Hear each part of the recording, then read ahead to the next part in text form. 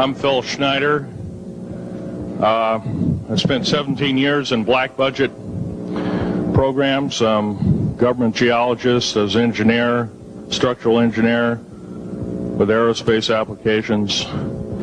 Up here I have different artifacts explaining some of them are alien metals that have been produced both on this planet and the confines of outer space that are now used in all stealth aircraft. All stealth aircraft, for instance, all black jets, what you're seeing of black helicopters and the like, the skins and the coatings and the residues that are used predominantly in the aircraft themselves, in the airframes and the rotor blades and the fans, and in some cases in submarines, special titanium hulls, in the Phoenix class submarines now. All this has come from alien technology. The military has known about the alien question for the better part of 70 years, and they first saw their glimpse of what was going on as early as 1909 in the American Southwest. Now, Army cavalry evidently were chasing some bandits, and they entered this cave.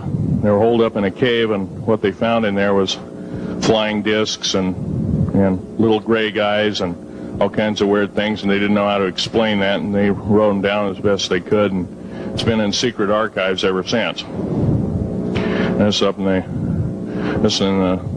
down by the Truth or Consequences area of New Mexico.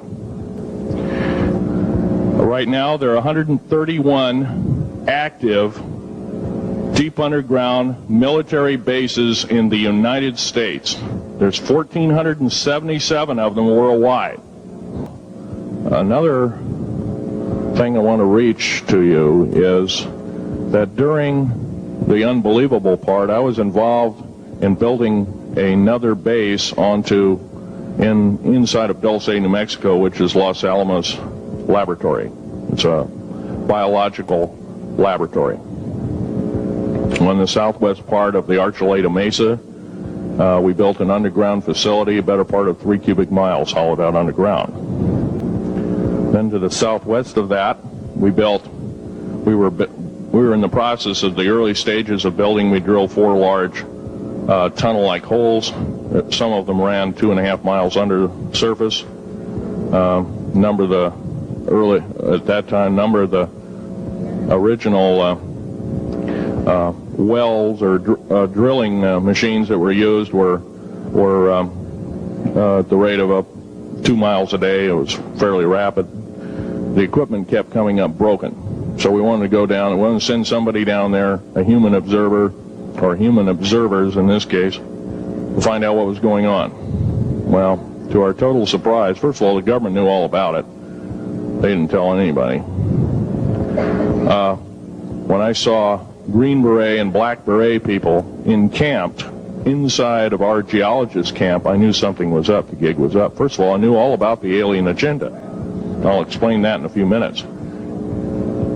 The large alien grays had been encamped there for, as best as believed possible, about 400 or 500 years.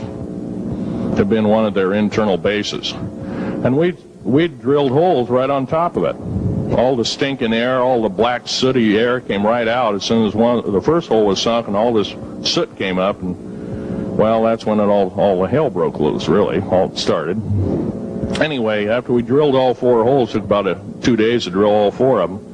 And when you build a underground base, you drill 4 basic holes, and then you build called stopes or cross-member holes across, and then you use blasting equipment, special blasting equipment by the analyzation of the rock formation, and you literally blast out or tunnel out or deflagrate or melt rock out to build the large rooms that are required for this underground base. Well, in this process, I was lowered down the basket of one of these holes, and about from me to this elderly woman here in the front was sitting a 7-foot-tall alien gray. The stench was worse than the worst garbage can you can imagine. The person or the entity was absolutely horrible. I didn't waste any time. I reached for my pistol. At that time, as an engineer, I didn't have time to carry all the folder roll of one of these big submachine guns that all the sea spray and the yellow fruit and all the outer perimeter and inner perimeter security people carried. I carried a little Walther PPK pistol with a 9-shot clip. This was in late August of 1979. Now, you got a regular suit of clothes, you got a regular clothes on, plus you're in almost like a spacesuit environment, and you're reaching for a gun. It's not the easiest thing to do, and then to pop a clip in it and start shooting. And I killed 2 of them. Yes, they're mortal, and they do die. However, in the process, one of them did this. All I remember is that he just kind of waved his hand in front of his chest, and the next thing I know, this blue beam hit me and just literally opened me up like a fish, and burnt my fingers right off of me. And it was some form of electrical force, because the kind of like being hit by a lightning bolt burned all my toenails off of me. Completely crispy crittered my left foot, burnt the shoe right off of me. All I remember was the smoking remains, and I'm still conscious, but in and out of, I didn't remember much. And there was a Green Beret that was right behind me that risked his life. In fact, he died. But he risked his life. He shoved me back in the basket and hit the button and took me up. And I wouldn't be alive talking to you today if it wasn't for him. I'm forever indebted. He lost his life. 66 Secret Service agents, Green Berets, Black Berets, crack troops lost their lives because the government, our United States government, lied, did not tell us anything about the alien threat. There's a war underneath there, and I'm talking dead serious. It's been going on since that time. Since late August of 1979, our military, the Russian military, basically the militaries of the world, have been in constant conflict with the outer space alien. The small gray, the large gray, the reptilians, the whole thing. There are 11 distinct races of aliens. 2 are benevolent. 1 had to leave here in a hurry because their world is under attack, both on the surface as well as underground. There, the Pleiadians. They're familiar. Maybe some of you are familiar with that. I have a picture. Let me reach for it here.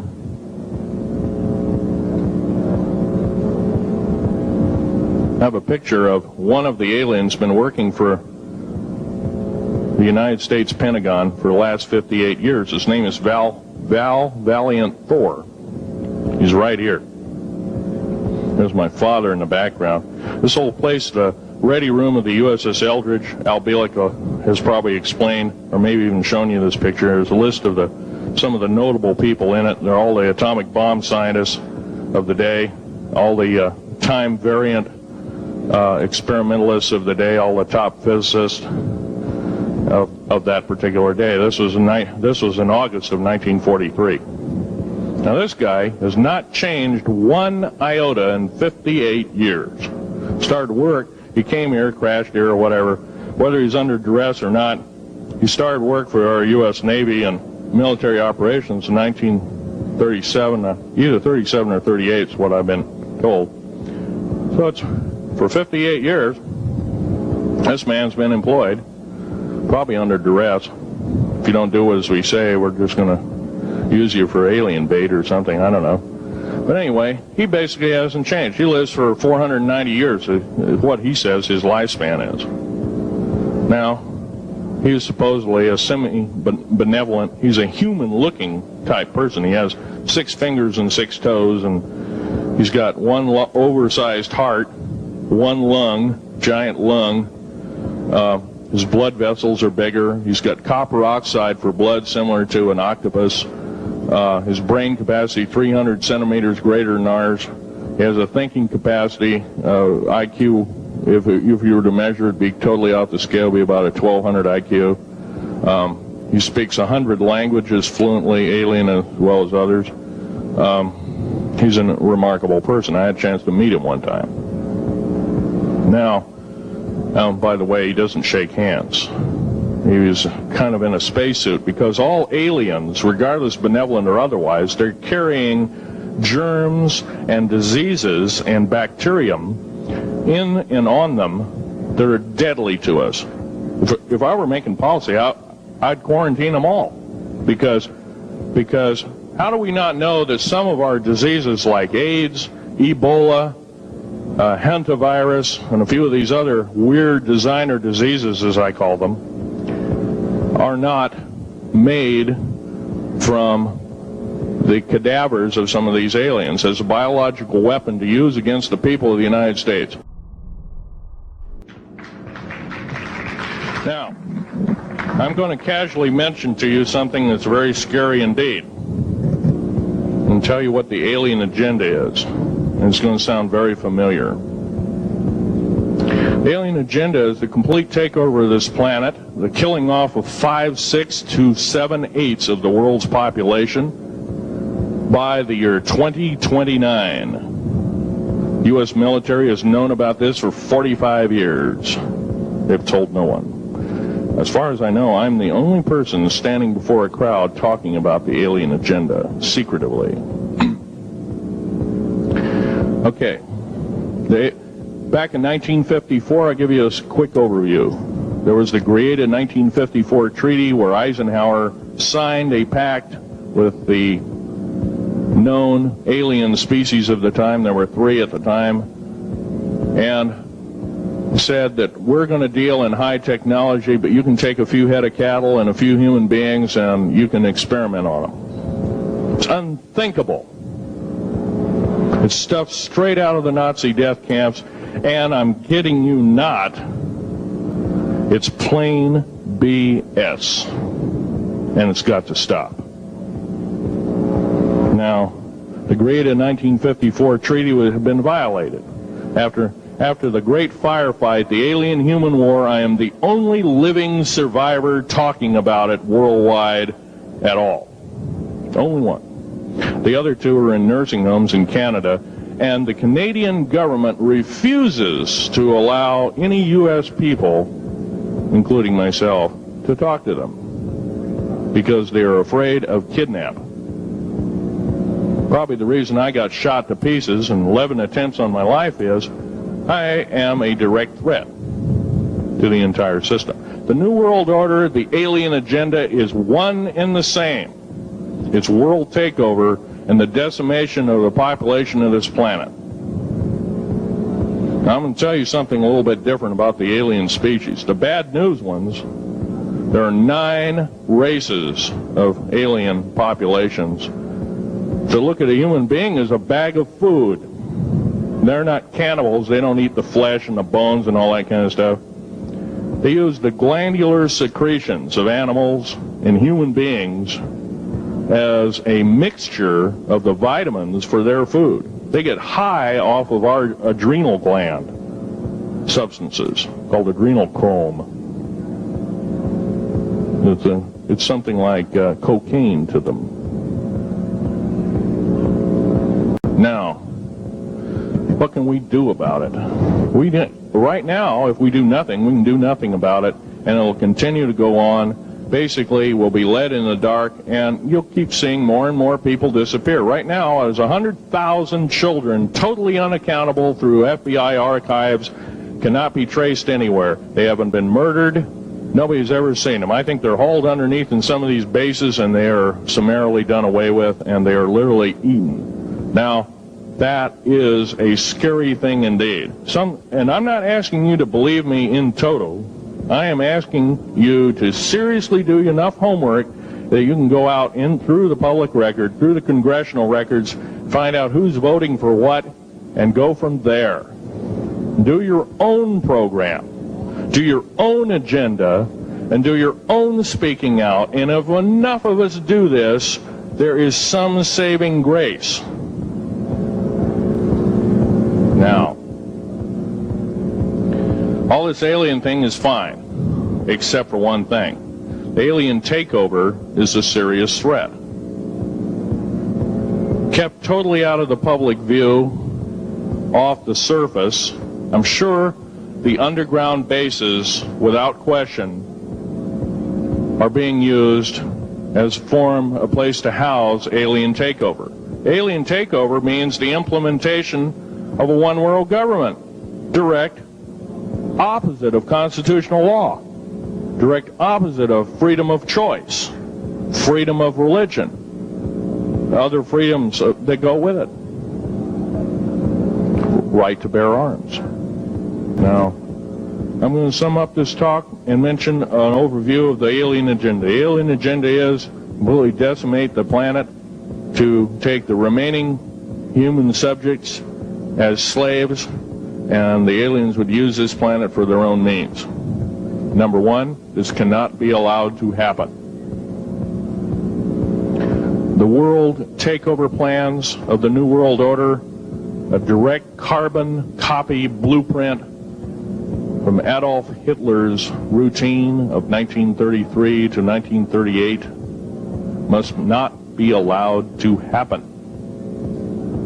That includes the name, the New World Order.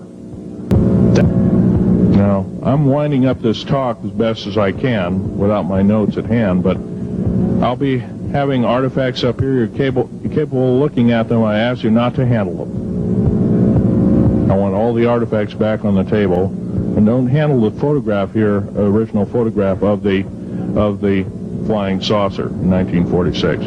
Now I'll take a certain few questions. I know there's going to be quite a few of them. Yes, this gentleman here in this row. Yes, I heard a man speaking about the same things you have been speaking about down in Australia named Stan Deyo. Do you know that man? Stan Deyo, yes, I've heard of him, but I don't know of him. Are you aware of this asteroid headed toward the Earth? Yes, Nemesis is called Nemesis. It's a brown star. It's probably hollow. It's maybe not a star at all. Has specific gravity of a little less than 1.718 or something like that, which means it's extremely hollow and light. It has a mass of 10 times the size of Jupiter.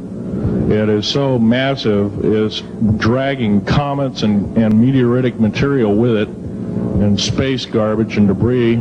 It's dragging it at such a rate, just the debris encircling our solar system enough to destroy half the planets of it.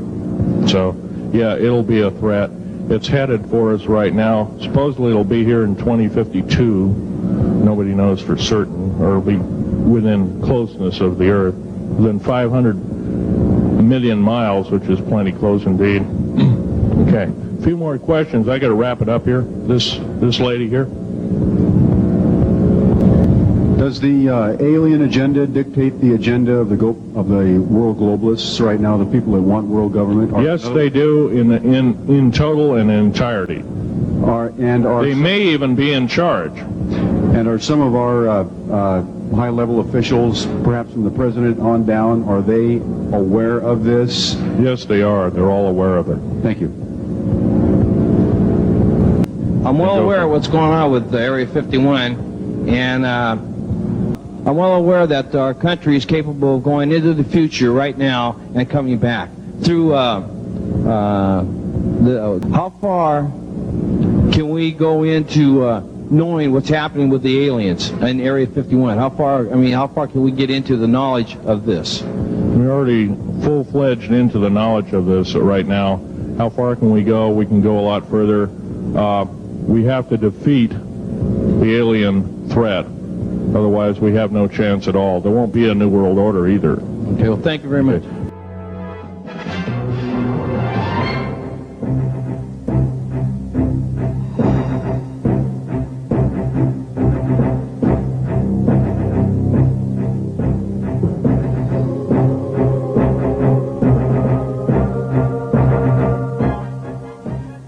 Phil, I want to say thank you and God bless you for what you're doing. It takes a big man like you to do it, man. Thank you.